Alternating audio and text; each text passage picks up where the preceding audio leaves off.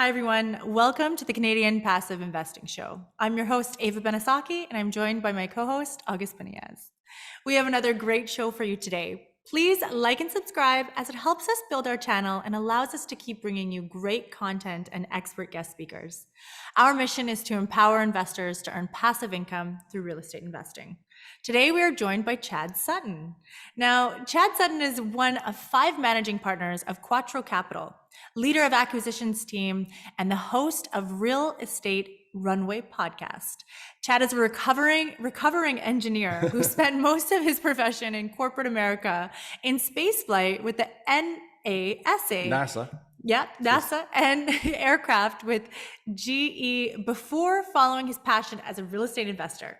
He is an old soul and a genuine family man, passionate about building a time-quality lifestyle and quality communities for residents. Amazing. So we believe this interview will bring value to busy professionals looking to transition from their day job into being a passive or active real estate investor. Also for passive or active investors to learn more about the process of locating, underwriting, and closing on multifamily assets. So welcome, Chad. Thank you so much.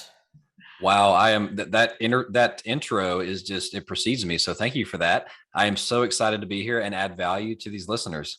Fantastic. Thank you for being here. Awesome. Chad, maybe you could please start off by telling us a little bit about your background and your start in real estate, please. Sure. So my background was not in real estate, believe it or not. As you just mentioned, I was an employee for a long time. I worked as an engineer. I built Legos and Connects growing up. If you remember those toys, I may have just dated myself, but I was always told, look, you're good with developing things and numbers. You should be an engineer. You really should. So I did. I went and became an engineer.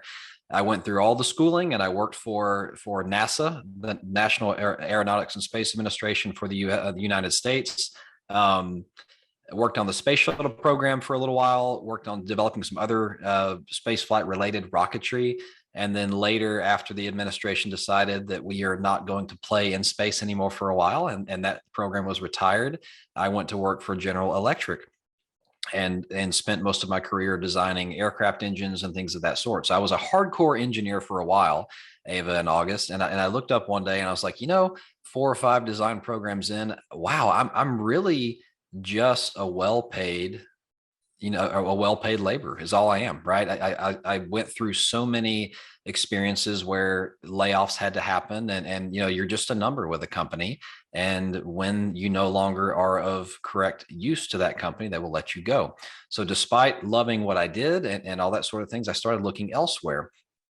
And what that led me to was first to diversify within the company. So you may remember in the news, the GE stock price was not doing so hot the last few several years at this point, I think, from what it was in the previous stock market pricing. And so I was picked for an internal consulting organization of sorts that we developed.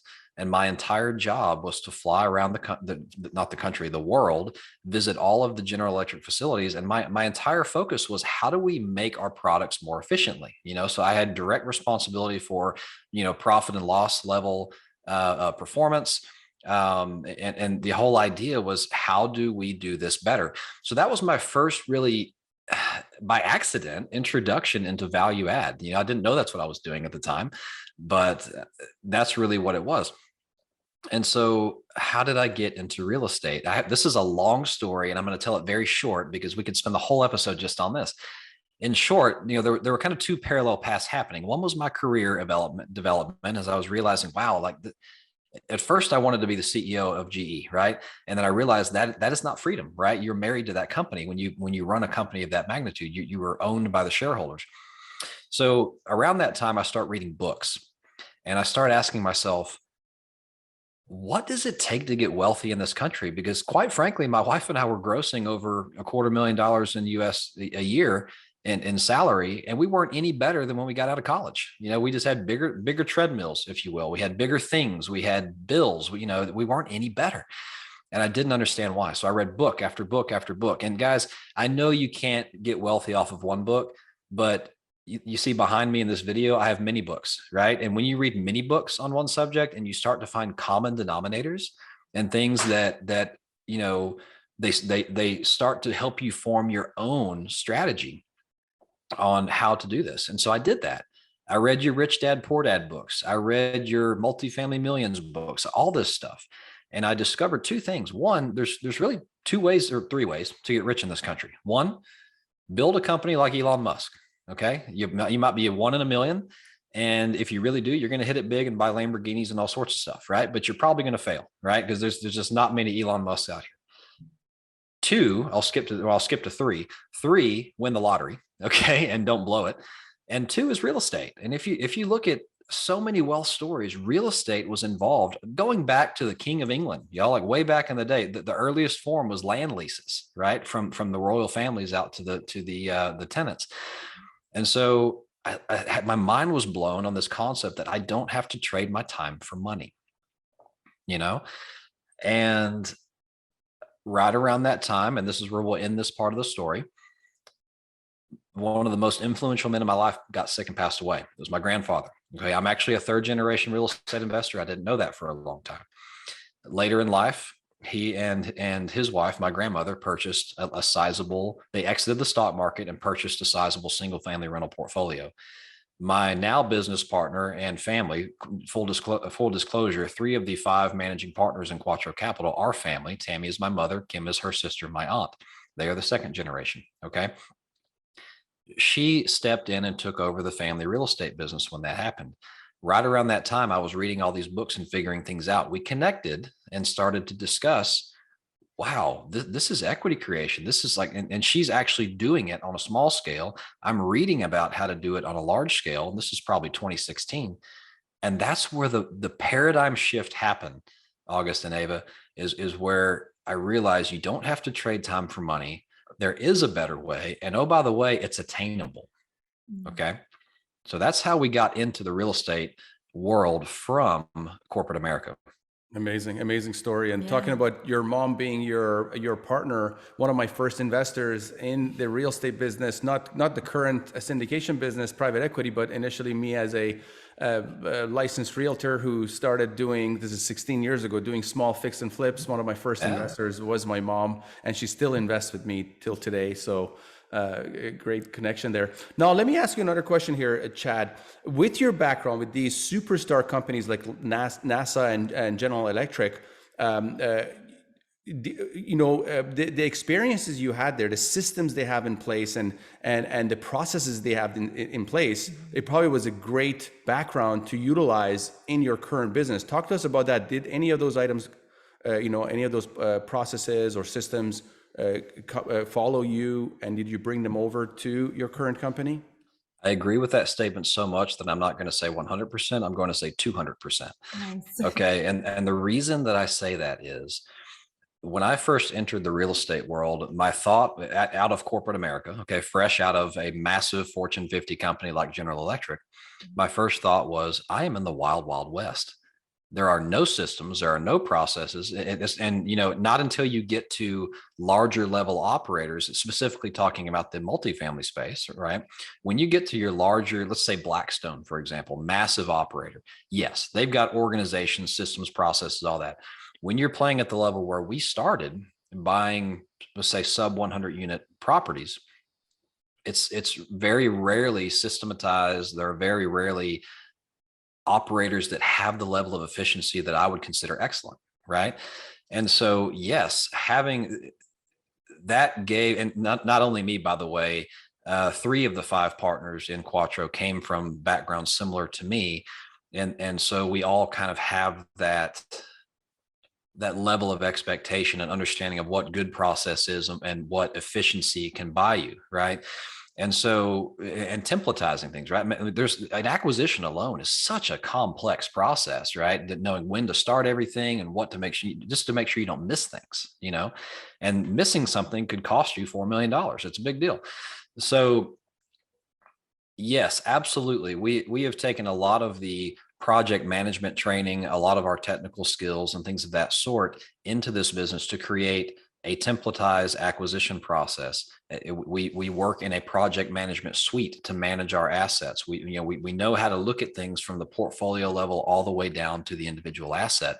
And so when you start to think about the business as a matrix like that, right? And when I say matrix, I mean, you have your horizontal, which is your individual assets, and your vertical, which is going up, to the portfolio level and thinking about things on the broader scale, that's where you really start to reap the benefits of economies of scale. So I would say absolutely, it has been essential to our growth and how rapidly we've scaled.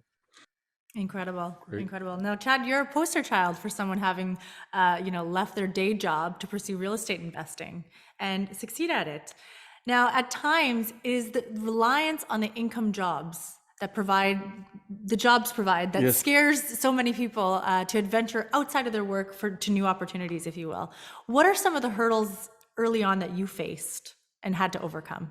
Mindset. And I don't want to just leave it at that word. What do I mean by mindset? All of us who have grown up in what the world tells us to do, right? Which is go to college, get a job, work till you're 65, and hopefully you can have some fun, right? What I've discovered is the amount of dependence that Americans and quite frankly the world has on the salary. Like, think about being an employer, and I know this now because I've hired people, and you pay them what you have to, and you try to pay them generously, but you can only afford to pay them so much for the job, and the expectation is never in line, right? So as an employee, I was always feeling like I deserved more. My time was worth so much more. Well, they only paid me what they had to pay me to keep me from leaving or knowing they could replace me with somebody else, right? So you think about it that way. So I'm dependent now on this biweekly cash flow that is just enough to appease my thirst, if you will, right? And I'm thinking that, oh my gosh, what if that wasn't there? What if that wasn't there? I'm secure right now. No, you're not. I promise you, because I lived this with really rough times at GE, and somehow I always dodged the bullet. I never was let go. But I watched people who were much better than I, in my eyes, get let go when a company had a problem. You're not secure in your job. You're only ever 2 weeks away from termination. I'm going to say that again. You are only ever 2 weeks away from termination. Internalize that. If you like your job, great. I'm glad. You need to have 3 to 5 income streams that support your lifestyle before you are financially secure. That doesn't have to be 3 to 5 different types. They can all be real estate, right? But if your paycheck and your job is the only thing that you have, you are financially insecure, right? And the reason I say that is you're dependent on the flow. Now, so how did I get away from that? I burned the boat. Okay. I built this, I'm an engineer, right? I built this nice plan of how I'm going to trade cash flow for assets, and I'm going to slowly wean myself off and then go. Well, guess what really happened? I was successful. My team and I bought a couple of assets together just as us to see if we could do this. I started making a little money, not near enough to replace a 6-figure salary, right? I started making a little money. And then guess what happened? The business started to grow. What I realized is I'm an entrepreneur just like Elon Musk. Like, if Elon Musk was trying to do, to build SpaceX part-time while someone else is doing it full-time, he's going to get beat, And so I realized that, wow, I have to jump and do this full-time. And so really for me, how did I do it? It was get proof of concept. Don't go quit your day job tomorrow, right? Just get proof of concept and make sure you can do it and you want to do it, right? Some people like the idea of real estate, but then they actually buy one like, this is terrible. Why would I ever do this, right? You belong as a passive investor. So think about that. And it could be that you take a couple of years and you build those multiple income streams by being a passive investor or a serial entrepreneur, whatever it is. Just you have to get your mind off of being dependent on consistent cash flow that you don't control. Right? When you control your cash flow streams, that's when you can really sit back and relax. For sure. No, And well said. Well Chad, said. yeah, I was going to ask Chad, how do you go about starting a real estate private equity firm? How do you go about it? Wow. Well, there are 2 types of people in real estate. There are transactional people and there are entrepreneurs. We'll call them real estatepreneurs. You have to look at, you cannot just look at your real estate business as a single transaction. And I know this is hard because all of us, those who are learning how to buy apartment buildings, you're being taught the transaction, right? And that's the first part you have to learn. That's just the first piece. You have to be thinking about, okay, how do I build my pipeline of transactions? How do I make sure that I go under contract, excuse me, bump my microphone there. How do I go under contract, and how do I get far enough along to where I'm close enough to close and it's in a different phase of the process and I start another one, right? And so you keep that going, but you have to have the process to where you have to think about the life cycle process. It's not just about acquiring deals and then, once it's like a dog chasing a car. So many people are taught to acquire, that if they actually catch one, they don't know what to do with it, right? A dog doesn't know what to do with a car if he actually catches it. He just chases it. So you have to think about what happens after you catch the car, after you acquire the property. Build that process. Think about, how am I going to manage it? Who am I going to use to manage it? What is my business plan? When is my exit? And when you start to think about, you got to think about the life cycle of the property and the life cycle of your template business model, right? And then you start to figure out, well, gee, if I zoom out a little bit, now I can see that I have 5 of these going at one time and they're all staggered at the appropriate level, right? So I challenge you all, for your first one, sure, think about it as a transaction. But if this is what you want to do, you've got to think about, how do I consider the transaction as one sale? Like, think about a business that sells cookies, right? You don't make a business out of selling one cookie, you make $1, right? But if you're going to make a business out of selling cookies, you've got to templatize the process for, how do you bake them? Where do you get the ingredients? What is the temperature of the oven? What do you do when they come out of the oven? How long do they sit? And who's going to eat them? And when you start to think about that whole process, then you create a cookie selling business, not just one cookie that you can sell for $1 and be done. Does that make sense? Well, absolutely does. Absolutely does. Now, taking a step back, talking about this concept of mindset and the difference between kind of being an entrepreneur or being an employee. So the fundamental difference here is, employees, people, and being an employee and kind of working up your way up the corporate ladder is the safe way of going. There are ways to be rich and live a very comfortable life being there. And also, not only that, is also partake in this real estate investing ecosystem. Obviously, I compare it to, yesterday I was thinking about this. I don't think I've told you this, Ava, before, but I see the real estate investing space as a sporting event. Okay, if it could be a hockey event or a football event. So you got the stadium, you got the players playing, and you got the fans showing up to watch the game, and you got the owner of the teams and owner of the club. So everybody has their own job, but it's all there to make sure that the fans are happy. And the fans within the space of real estate private equity are the passive investors. In most cases, they are employees. So and we play a part within this whole the sporting event, if you may. They're the athletes who are there, and they're the stars of it. You got the owners of the club who everything is kind of on their shoulders, and they have to build their way up there. Yeah. But going back to being this concept of being an entrepreneur, do something in your life that you excel at. If you do really well as being an employee, and you have set plans, your 5-year plan, your 10 years plan, and you've done really well in that plan, and you're genuinely happy, that's a great place for you. There's still lots of options to invest in real estate. But if you're an entrepreneur at heart, and every day you're wondering, hey, I could actually be building my own company, I could actually be solving a problem and helping many other people, and you have the guts to take the risk of going bankrupt. You have the guts of starting a business and for it to fail, and which I have been in that boat many times. Being an entrepreneur is great, and then now you take the next step where you bring up Elon Musk, and everybody's always surprised about how is he able to have so many companies concurrently and do so well at them. I believe I haven't really studied Elon, and I haven't really read many books about him, but what I believe is he's a master. He's a grand master of delegating, of finding the right man for the job, and being, selling PayPal was, he had access to $350 million, and that was his chance to go and poach and bring on these great minds to help him build his companies. And the similar thing we do, in our business, because this business of real estate private equity has so many different components and so many different experts that can be involved. And for us as entrepreneurs to bring them on, I'm rambling on here, so we'll just move on to the next question here, if you like. Yeah, no, of course, of course. We'll go, but great points. I really like that stadium analogy and Yes. everything that you. Hold on just a second, because I love everything you just said there, August, and it's so true. And what, just to briefly unpack that, there's a difference in being an entrepreneur and being a limited partner investor, right? And for some of us, like let's just, there's a gentleman that lives next door to me. I'm in my home right now, working in my home office.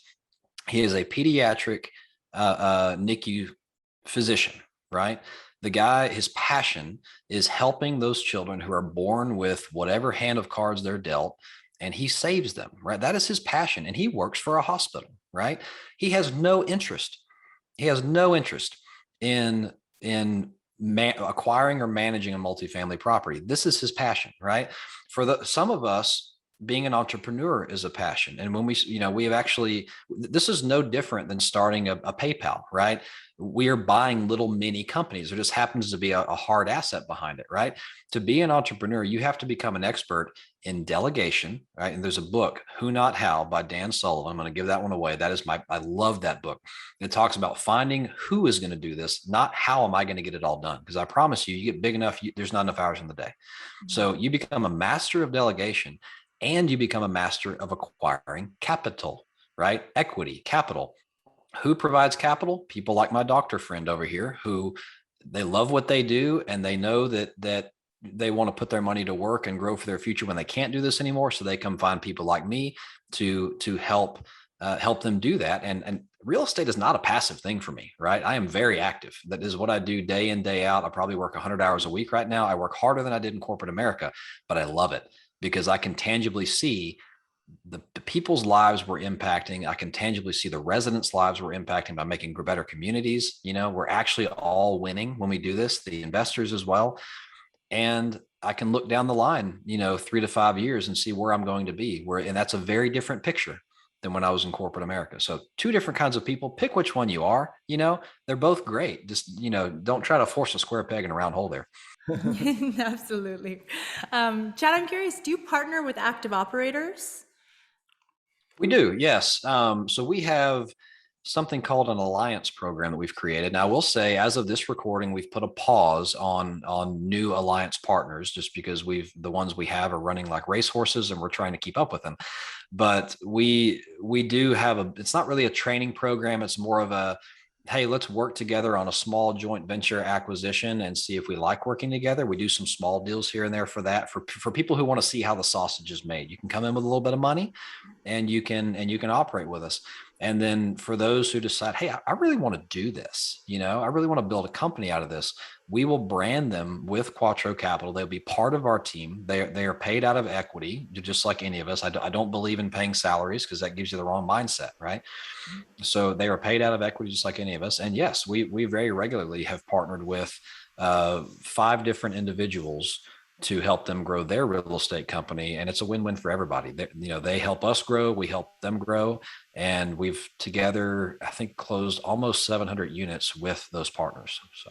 Great. But your business model of your company is to be the operator yourselves. So you guys find the deals yourselves, underwriting, due diligence. That's right.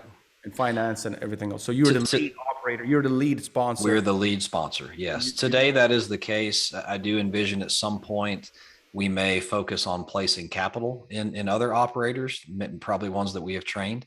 But at this point, we are the lead operator. Yes. Great. Fantastic. And are you working on any current projects right now? Oh, absolutely. We are currently working on a portfolio of 3 properties in a market just outside of Chattanooga, Tennessee, which is a very, very exciting southeastern market. We really love the Tennessee, Georgia, and Alabama markets in the southeast of the country. We typically avoid oceans and tornadoes, or oceans and hurricanes. So we're kind of in landlocked states, if you will. But we are also about to acquire a 400 unit portfolio of 3 properties in Evansville, Indiana. So yes, we're very, very active in the space. We do have 2 small ones that we're doing, kind of like those joint ventures we talked about. One we're going to buy internally, and one we're going to buy with some of those partners we talked about as a training mechanism. But yes, we are always acquiring and always selling. That's fantastic. Go ahead, August. Okay, great. So in the real estate private equity space, cultivating and nurturing relationship with investors is a key component of this business. Please talk to us about this process and how do you, if you're involved in that process, and how do you go about, building relationship with investors, nurturing those relationships. And so I always say in our business, we're not selling a service or product. We're actually providing a partnership, creating a partnership. So how do you go about creating those partnerships? That's right. And I love how you just described that. Because if you look at on 𝗖𝗽 Capital's website at 𝗖𝗪𝗶.com, you'll see we're based, the reason we're called 𝗖𝗪 Capital, we're based on 4 principles. There is first people, then property, then profit, and then philanthropy, in that order. The first order of this equation, I'm not in the real estate business, I'm in the people business. Whether I'm securing acquisitions or whether I'm securing capital for those acquisitions or working with lenders or working with property managers, this is a people business, right? We happen to own an asset, but without the people, without the team, without the who's, none of this happens. So I think the first focus and where people go wrong is they think they're in the real estate business. You're in the people business. Think about that. And so, this is not my primary function, but, we all have relationships in 𝗖𝗪 Capital with some of our investors. Some are friends of mine, some are friends of others. So Maurice Philogene and Dr. Aaron Hudson are our 2 main investor relations focals, but I do some of this as well. And the way we really pride ourselves in being different in the fact that you're not going to receive automated emails from us. Everything that we send out is intentional. And we typically follow them up with a phone call, white glove service. We want to know you, right? And we've built our company to know you as a person, because you know what? There are a lot of people out there who they're just looking for your checkbook, right? But I'm here to tell you, not all deals are created equal. And so we did a deal last year in Augusta that was a heavy lift. It was basically a construction project. Now we're going to double the value of that thing in 18 months. It's huge, but it's not going to cash flow for about 12 months, So it's one of those things where I would never put someone in there whose life goal was to step away from their W-2 job and get some passive cash flow immediately. That's not the right investment. So we feel to put people in the right investment for them, we really have to know them, and they need to know, like, and trust us. So we do focus on regular touch points. We pick up the phone and we talk to you. This isn't, we'll email you if you want, but this isn't just hey, you're on my list, I'm going to send this out to you and treat you like a number. It's really key that we get out, we see these people, we meet these people, we know them as much as we possibly can. We had a dinner, we got together for a 𝗖𝗪 strategy retreat last week to work on the future of the company. And I'll be darned if 2 of our investors weren't in town and decided to come have dinner with us. And so we all went out for dinner, had a big time, and it was, they're 2 of our very regular habitual investors, and we love them dearly, So anyway, I think I can't put enough emphasis on relationships in this business. And it's not just investors, it's all those you're involved with, but you really do have to keep the mindset of, we're dealing with people here, right? Whether it's the resident, whether it's the investor, whether it's the property manager, relationships are everything, y'all. Yeah. Absolutely. And, we closed on a deal recently, and when we were doing our research about the investors who partner with us, we realized that 80% of the investors have never met us before. So that was truly shocking to us, maybe through Zoom or a phone call, but never met us in person. But we are big people, like in-person types of people. Obviously, COVID has changed it. Definitely. But let me ask you, you brought up this kind of this concept of having dinner with your investors. Is that a common theme? Is that a common process that you do have investor dinners and what have you? Because that was a plan that we were actually discussing to have such an event. Yeah, now that things are opening up a little bit more. Yeah, and I think being in Canada, y'all are in a different position than we are. Your government is a little more strict about this than we are, probably rightfully so. But yes, the plan is to make that a little more regular, right? Where I'm actually heading to Dalton tomorrow with a couple of our investors who just want to touch and feel the property. I mean, sometimes you get lost behind private placement memorandums and OMs and all that kind of stuff. Offering memorandums. And you forget that this isn't just a paper investment. It's a hard, real asset you can go touch and feel, which is what most people love about this. And so, yeah, I mean, we invite, like, hey, we're going to the property. We're going to invite y'all to come. Anyone who wants to come check it out, you know? And so a couple of them are taking us up on that. We haven't met everybody in person. We have at least had a phone call with everybody. COVID, unfortunately, has been a bit difficult for that, as well as I've had 2 kids through COVID. So there's been that going on. But yes, but no, we do. Yeah, we believe that in-person touch points, as much as possible, it's not practical for everybody. You know, some people live way far away in other states, but yeah, we encourage that as much as we can. Awesome. Fantastic. Now let's touch on what regions are you guys focused in, and how do you go about deciding what city to invest in? You know, I may have just lied to you. I told you we were a people company. We are, but we're also a market research company, right? And that's that before you can even talk about buying these little black boxes that are properties that spit off cash, right? You have to figure out where that black box is going to, you know, where the performance of that black box is going to be increasing, you know? And so before we'll, you know, we don't, a lot of people look at it backwards. It's like, oh, hey, I just got this great deal in Houston, Texas. Let me go look at it. Well, what do you know about Houston? Not a darn thing. Let's go figure it out. That's a problem, right?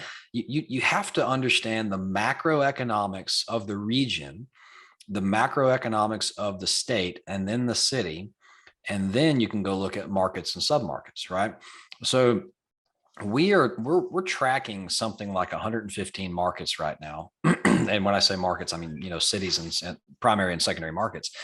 But everything that we are looking at is in the southeastern part of the country, landlocked. You know, the reason for that is the economic. I mean, go read the book Big Shifts Ahead by John Burns, and I forget his co-author's name, another very talented demographer, but they joke about it being written by demographers for human beings, so you can actually understand what you're reading.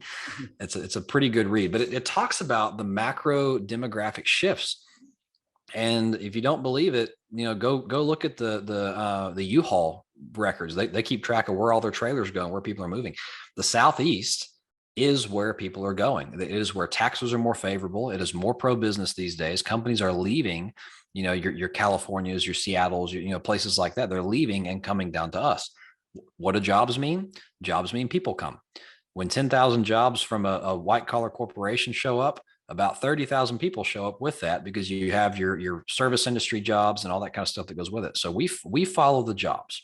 Those jobs are in the Southeast. We further narrowed that to Tennessee, Georgia, and Alabama right now. We're kind of starting to look at North Carolina. We're buying a property there. And the southern part of Indiana is kind of really close to Tennessee as well. So we kind of consider that the same region. But the reason we look at that is the job growth is right. The population growth is right. The tax environment is favorable. It is landlord friendly. You want to talk about getting your legs chopped out from under you during COVID. If you were in a resident friendly state, pro tenant state, you probably did not fare very well during COVID. But and this is not to say that we want to cut people down when they lose their job. It's to say that the mindset is different. Renting is a privilege in these states, not a right. So these people do everything that they can to make sure their rent is paid, because they know there are consequences for not doing so. And you know what? When they truly need help, we help them. We have helped them find charities and things like that to make sure they can float the boat for a little while they get back on their feet. The people who got their stimulus checks and flat screen TV show up at the dumpster, that's a problem, right? So anyway, I digress. Back to the markets. That is where we're focused, primarily because it's landlocked. There's no insurance risk with hurricanes and all that sort of things. Flooding risk is low. Economic growth is high. And so we can go buy the same asset we could buy in you know, somewhere remote Nevada, but here we're going to see massive rent growth because supply and demand is very much in our favor, right? So that's where we're focusing and why. And that takes us back again to your start at working for such great companies, where, you know, having systems in place and doing, you know, researching data before you take the steps obviously is evident. Mm-hmm. So we really appreciate that, and excited to start the next part of our show here. Yeah, the next segment of our show. And that's, as we discussed, he's excited, the 10 championship rounds to financial freedom. Alrighty, All right. So here we go. Whatever comes top of mind first. Okay, I'm a little nervous. Here we go. You got this. So who was the most influential person in your life? Two men. There are two men who are most influential in my life. One is my grandfather, who we talked about earlier in the show, who's passed away, and the other is my father. They both taught me very different lessons. One was my grandfather taught me a lot of what I didn't want to do in life as well, because I thought I wanted the corporate life and all that, but then he taught me what I do want to do in life as well, and he's still teaching me with what he left behind. So, I learned how to be so many things from that man. It's just great person.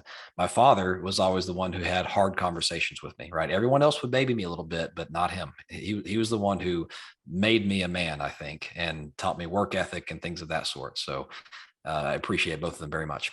Incredible. Now, you mentioned two books already, but what's the number one book you'd recommend? Right now, I think it is Who Not How by Dan Sullivan. The Markets book is great. But I think, there's a lot of real estate books out there, y'all. There's a lot of wealth books, and you probably know all of them already. But if you really want to grow and become an entrepreneur or a real estate entrepreneur, you need to start defining the who's that can help you accomplish your goals, and not be thinking about how do I get all this done, because you will fail. I got that book. I got that book for my birthday recently. You did, so. Yeah. We're gonna read pick it up and read it, man. All right. If you had the opportunity to travel back in time, what advice would you give your younger self? Oh my goodness, that's a deep one. I would probably travel back to when I was about 22 or 23, and I was just entering corporate America. And I would say, don't take yourself so seriously, because I climbed the ladder and I played by the book and worked hard and all that, but really that wasn't the right path. And I would tell myself, just consider that you don't have to trade your time for money. And if I would have just if anyone would have given me that, I probably would have been curious enough to go figure it out. But it wasn't until I had that thought much later in life that this happened. So that's my piece of advice. All right, fantastic. What is the best investment you've ever made? Best investment I've ever made. I'm gonna say that it is that there's a property we acquired in Chattanooga recently. It was acquired, sadly, during a family dispute. It was one of those things that was so hairy, a judge awarded us the deal. Okay. And it's one of those things where we bought a beautiful asset that is well maintained. It is hundreds of dollars below market rent. I haven't had to spend a dime yet, and I'm already almost achieving my pro forma. And, which we will fix it up. We're working on that. But it's you don't find things like that, and like you have to be in the game to find those home runs, right? You don't just get lucky and find one. You buy 10 or 12 deals, and then you get lucky on one like that. And that's one where, man, we're either going to have a beautiful exit, or there's just so much built-in equity. Like I would have put every dollar I owned into it if I could. So I feel so proud when our guests, when that question is asked, they talk about a multifamily investment they made. I feel so proud, as like, yes. Yeah. Now, if I was one of your investors before, then it probably would have been a property that I did with you. So, Now, Chad, what's the worst investment you've ever made? Another multifamily project. Well, I take that back, because that one's going to end okay. The worst investment that I made was in an improperly designed whole life policy. It was one of those things where you got to be careful with, and bless their hearts, you can say whatever you want in the South of the US, by the way, when you preface it with bless your heart, it's a rule. So anyway, certified financial planners, bless their hearts. Many of them are very good and very savvy, but a lot of the younger ones, they're wholeheartedly selling what they're trained to sell, right? They don't know, they truly believe this is the best thing for you. I bought a whole life insurance policy from Northwestern Mutual it was just a cash hoard. It did not perform at all the way they said it would. And I basically held it for about 6 years until I got to where I was cash neutral, and I took it out. In my mind, it was a 0-0 investment. In reality, I lost money on it because the dollar was not worth the same as it was that I put into it. But that was the worst. And it was the most hands-off investment I could have made. And it was the worst investment that I made. So I would think that's it. All right. I like this one. How much would you need in the bank to retire today? What's your number? Trick question. It is not about what one has in the bank. It is about what one has coming in cash flow. So I would rather have $5 to $10,000 a month coming in cash flow off of my properties than $1 million in the bank. If I have $1 million these days, I'm thinking about money is if I have $1 million in the bank, it's burning a hole in my pocket, not to go spend, but to go buy an asset because I need to put that money to work. It's losing value sitting in the bank. So trick question is I'd rather have 10 grand in cash flow a month than $1 million in the bank. Great answer. I like that Great answer. one. Next one. If you could have dinner with someone dead or alive, who would it be? Oh, that one's hard. That one's really hard. Dead or alive? You know, I'm going to get sentimental on this one. I'd like to have dinner with my grandfather, and I'd like to just, because he was always one. I'm getting a little teary eyed talking about that. He was always the one who was very proud of what we accomplished, and I think he'd be so proud of what our family has accomplished together. I just love to sit down with him and just hear him beam. You know. Beautiful, man. That's really beautiful. Yes. Now, if you weren't doing what you're doing today, what would you be doing now? I wasn't doing what I'm doing today. So I'm going to fast forward because eventually I will not be as aggressive as I am now. I will be sustaining, right? And when we're sustaining, I think I was blessed to travel the world in my corporate job. I've seen a lot of places. The world is very small to me. But what I'll tell you is a conference room looks the same in China, Norway, US, Canada, everywhere you go, right? I want to go back to all those places. I want to take my beautiful wife and maybe some friends, and I want to experience those places, right? I got to experience them a little bit, but with coworkers, right? Which was fun too. But I want to go travel. I will go travel and spend less time working at some point, you know, when our kids are older. And so that's what I'd be doing. Awesome. I love that. Well, you got friends here in Vancouver. If you're ever up here, Yes. love to. Absolutely. Yes, 100%. This is my favorite one. Book smarts or street smarts? Street smarts all day long. Nice. And last question. If you had $1 million cash and you had to make one investment today, what would it be? It would be in my Dalton portfolio because that, again, I wish I could put more money in than I am.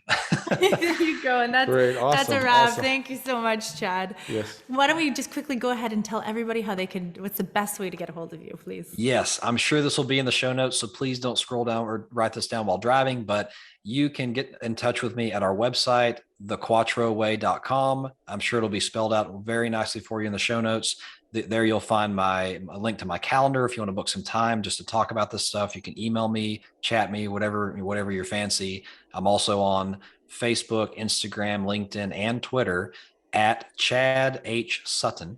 If you want to put that in there as well. Of course. Hey, Thank you so much. Hey, Chad, we really appreciate you. What a beautiful man. What a transparent man, and you know, with your emotions. So, you know, when you're a passive investor looking to partner with an operator, looking to partner with a sponsor, you know, aside from the deal is also the person that manages the deal. So it's very important to have that personal connection, and I feel that connection with you immediately. So I really wish you a lot of success. And like I said, you're a beautiful man, you know, inside and out, business and personal. Thanks. You're beautiful too, man. Thank you for having me. I really enjoyed it.